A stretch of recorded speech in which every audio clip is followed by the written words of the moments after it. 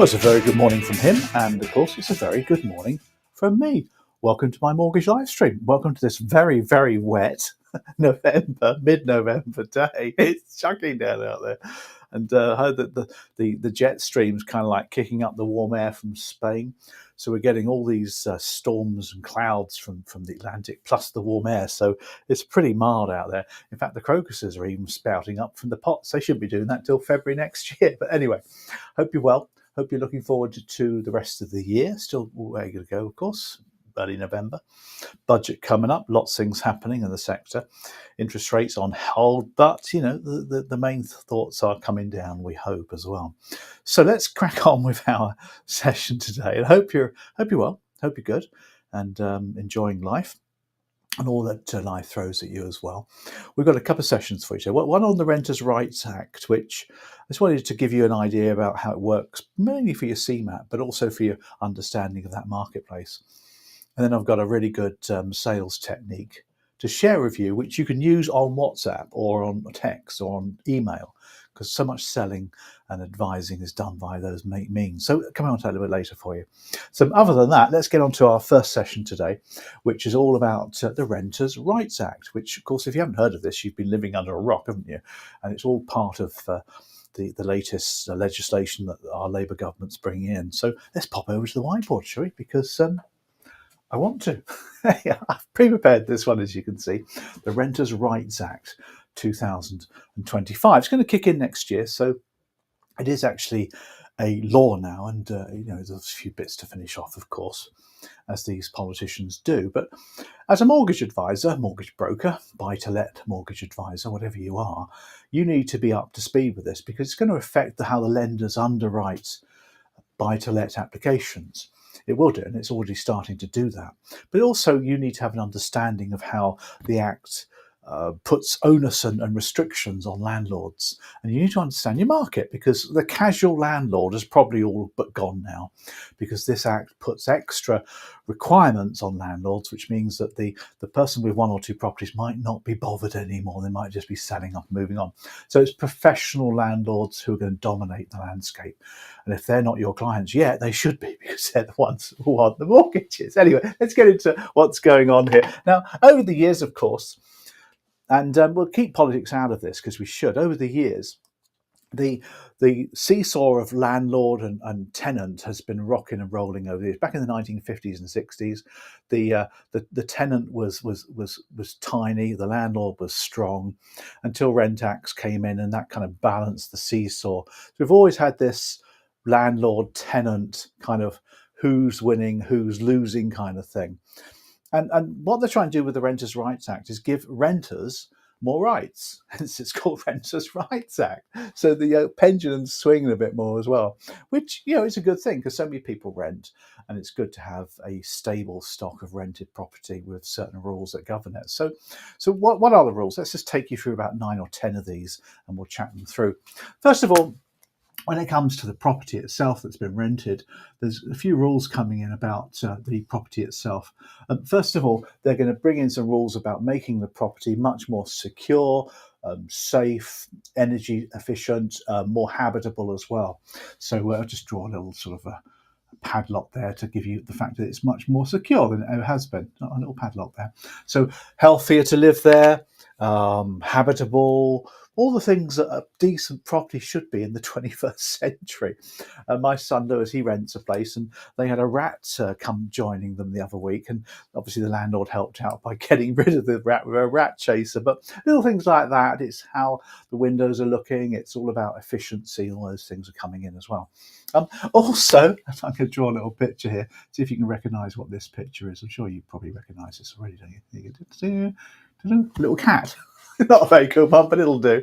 They're going to allow you to have pets. So if you want a pet, the landlord can't say no, because everybody has pets these days. Dogs or little fur babies, whatever we call them. So little things like that are coming in. But more importantly, one of the major changes is they're going to stop the landlord evicting people as quickly as maybe they can do. And what they're abolishing, if I just put that for you, they're abolishing the so-called Section 21 no-fault evictions, and that's the key thing. Just put that up for you.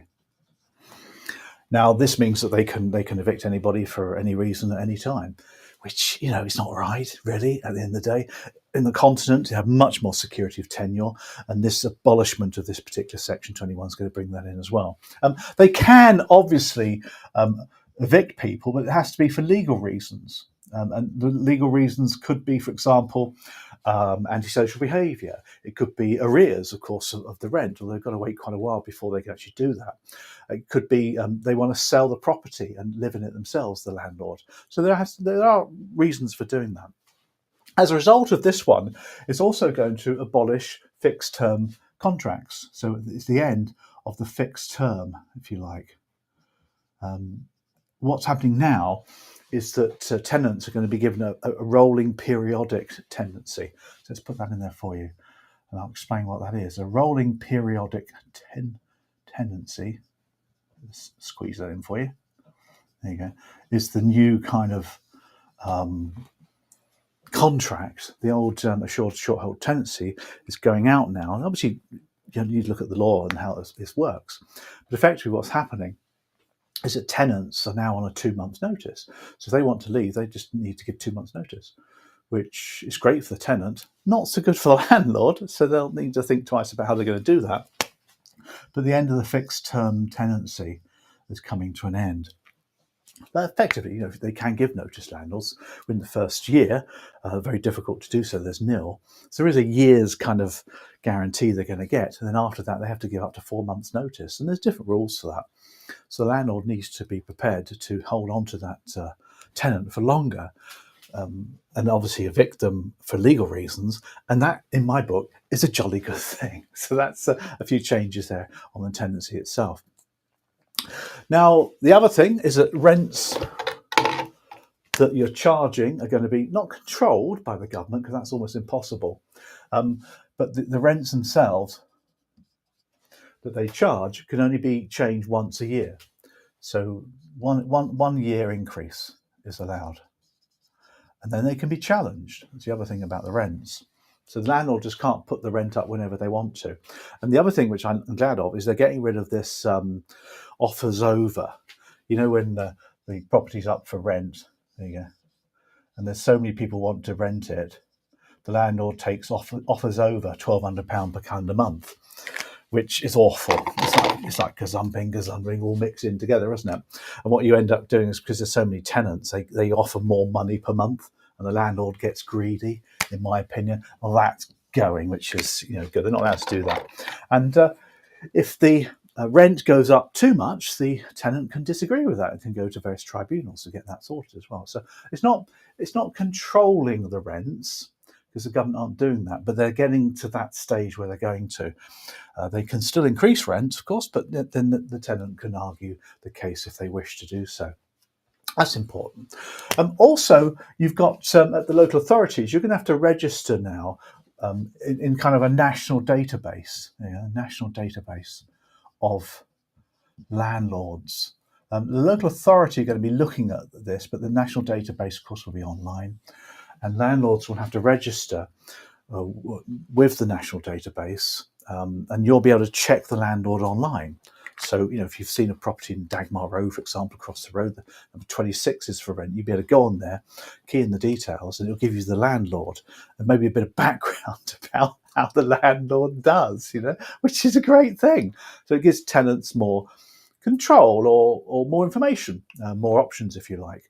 And that's national database, a little HQ there for you to give you a national thing. It's where they'll have to register themselves as well. That's not a big deal if you're a landlord to do that, because, you know, they do take these things very seriously. So that's, you know, a big change coming up as well. What's going to happen? Well, I think lenders themselves will start to think seriously about their criteria. There you go, let's put that in there for you. Lenders' criteria. They'll need to really rethink that. What lenders are going to do, well, we know really, but of course landlord compliance comes to mind, because if you think about it, landlords have got to comply with the Act. They've obviously got to register themselves. They've got to make sure the rents are correct as well. They evict for proper reasons. They have a proper periodic tenancy going on as well. The property itself has the safety, energy efficiency, habitability built in as well. Minimum standards of property, which is absolutely the right thing to do. And lenders will want to check for that compliance. So there'll be some kind of check with the national database. They'll need some sort of way of confirming that they've complied in the past. And I think lenders are going to be looking for experience of landlords as well. Have they done this before? Are they compliant? Have there been any problems with them? Because not only is the landlord, the lender lending to the landlord to buy the property on the security of the property and the tenants, of course, they are very much more reliant upon the landlord being correct and compliant at the end of the day. Much more experience. This is becoming like a full-time role now. And there's plenty of portfolio landlords who are SPV, limited company based landlords, with a limited company doing it properly. And rightfully so. I think you'll find the smaller landlord will flee. I don't think lenders will be interested in smaller landlords moving forward, apart from specialised ones maybe. But then if you're only renting one or two properties, the extra burdens that you've now got to take control of, all these different tenancies and rules and regulations, people may not think it's worth bothering about anymore. So I think you'll see the big corporates coming in. I heard that Waitrose and John Lewis are renting properties. They're building now to rent. So you might see a lot of that going on as well moving forward. But it's just an update there for you on the Renters' Rights Act of 2025. Great for CeMAP. That's all you'll need for CeMAP 2 and 3, by the way. And obviously, if you are in the market dealing with buy-to-let mortgages, you'll get the big lenders coming in to talk to you about this in depth as well. There's some specialised lenders, like a foundation and people like that, will come in and talk to you about the differences in the detail. I'm sure you'll be able to attend some conferences. We'll go into much, much more detail than I've gone into there for you. But that's a nice update for you. Hope that's been useful. Bye. Great work. Okay, hope you enjoyed that. That's a nice little update there for you on the Renters' Rights Act, which of course is all the rage, isn't it, if you're in the buy-to-let marketplace. And a lot of mortgage brokers are. Although the world of mortgage broking is changing massively. New regulations coming in next year as well. So, you need to be aware of the changes that are coming in. We've got a few. Next week, I'm going to talk to you about the new mortgage rules, the mortgage rule review that's coming in, changing the regulatory background to how mortgage brokers operate. A lot of change. And you need to be aware of that, of course, because that allows you to make plans. Let's move on then to our sales-based topic, shall we? This one's called Sound Pleasantly Surprised Even Over WhatsApp. Now, a raised eyebrow in the text message, sometimes that's all it takes. Salespeople, sales managers, customer services people, we've all been there, haven't we? You offer something useful, relevant, or even brilliant, and the customer says no thanks. Instead, sound pleasantly surprised. You can do this even on text. Let me explain how this works. Last week, I was chatting to a corporate client over email about renewing the license for a batch of training videos that we'd created for their team. Now, we sorted out the basics, and I casually suggested to the client that they should add a couple of extra new modules on hybrid selling and video call body language. And they replied, well, we're fine, Paul, thanks. We've got that under control. Now, I could have nodded and thanked them and moved on. But instead, I thought I'd put my newfound ability to use emojis to use. So I typed, because remember, this was on email, you don't want to include anything on video selling. And I put this shocked emoji picture in there. And then I said, it's where most teams are heading right now.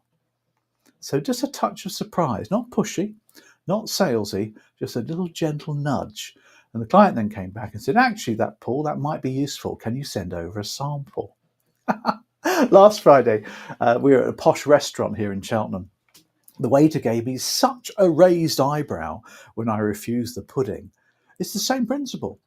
I settled for the cheese board in the end, so it worked, and another glass of Merlot as well. So whether you're on WhatsApp, Zoom, or email, don't be afraid to sound pleasantly surprised.